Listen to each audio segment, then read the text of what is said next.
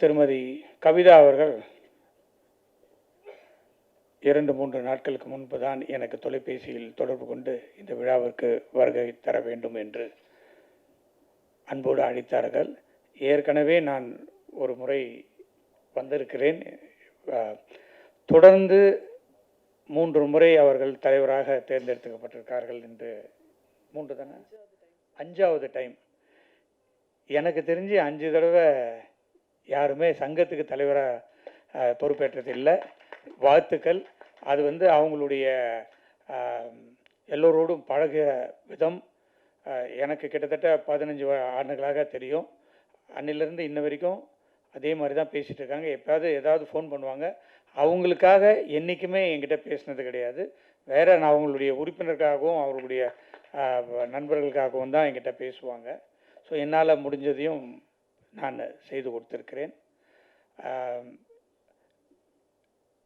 Wales பல்கலைக்கழகமும் சரி, Wales film இன்டர்நேஷ்னலும் சரி, என்றென்றைக்கும் இந்த சங்கத்துக்கு எப்போதும் உறுதுணையாக இருக்கும் என்பதை மட்டும் இந்த நேரத்திலே நான் தெரிவித்துக் கொள்வதிலே மகிழ்ச்சி அடைகிறேன்.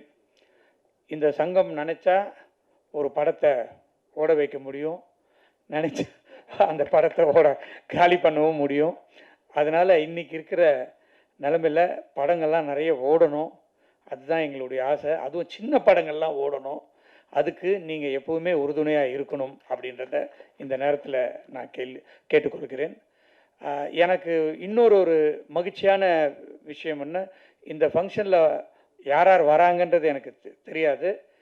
நான் இங்கே வந்த உடனே ஃபஸ்ட்டு கஸ்தூரி ராஜா சாரை பார்த்த உடனே எனக்கு ரொம்ப சந்தோஷமாயிடுச்சு. அவருக்கும் எனக்கும் கிட்டத்தட்ட ஒரு 25 ஆண்டுகள் நட்பு. அவர் முதல்ல தனுஷ் படம் துள்ளுவத இளமை அப்படின்ற படத்தில் தான் அவர் அறிமுகமானார். அந்த படம் ஃபுல்லாக வேல்ஸ் பல்கலைக்கழகத்தில் தான் எடுத்தாங்க. அதில் நானும் ஒரு சின்ன கேரக்டரில் நடித்தேன். அது இப்போ தான் நாங்கள் 2 பேரும் பேசிகிட்டு இருந்தோம்.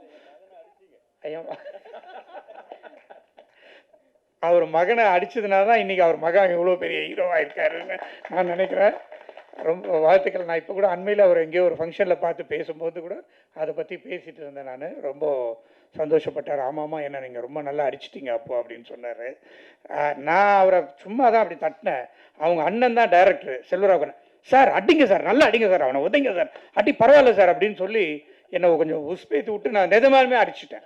அதுக்கப்புறமா போயிட்டு என்னண்ணா இப்படி அடிச்சிட்டிங்க என்ன அப்படின்னு ஒரு தனுஷ் ரொம்ப வருத்தப்பட்டார். இல்லைப்பா சாரிப்பா, உங்கள் அண்ணன் சொன்னதுனால தான்ப்பா அடித்தேன், நான் வேணுன்ட்டு அடிக்கலப்பான்னு சொல்லி மன்னிப்பு கேட்டேன். ஸோ அது கிட்டத்தட்ட ஆயிடுச்சு, 20 ஆண்டுகளுக்கு மேலே ஆயிடுச்சு. ஸோ அன்னிலிருந்து இன்ன வரைக்கும் எங்களுடைய நட்பு தொடர்ந்துட்டு இருக்கு. அவரை இங்கே பார்த்ததில் எனக்கு ரொம்ப சந்தோஷம். அதுக்கப்புறமா திருமதி விமலா பிரிட்டோ, அவங்க என்னுடைய அருமை சகோதரர், என்னுடைய அருமை நண்பர் மிஸ்டர் பிரிட்டோ தளபதி வச்சு படம் பண்ணவர். அவருடைய ஒய்ஃப் தான் அவங்க, பிரிட்டோவுடைய ஒய்ஃப் திருமதி பிரிட்டோ. அவரும் எனக்கு நாங்கள்லாம் ஃபேமிலி ஃப்ரெண்ட்ஸு. கிட்டத்தட்ட ஒரு 15 ஆண்டுகளாக. அவங்க இங்கே வருவாங்கன்னு எனக்கு தெரியவே இல்லை.